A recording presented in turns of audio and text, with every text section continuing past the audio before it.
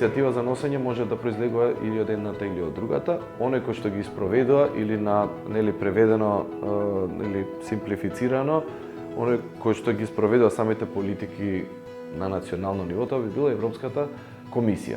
Слично како нашата влада и Европската комисија се среќава еднаш во неделата и одлучува или донесува законодавство.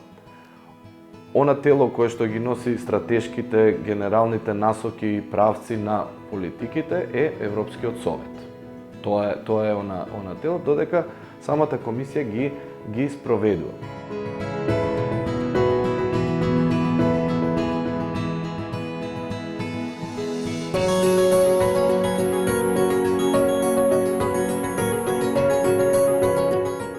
Доколку можеме да направиме некаков вид на споредба со нашата влада, Европската комисија е телото кој што е најголем работодавач во однос на сите други институции на Европската унија.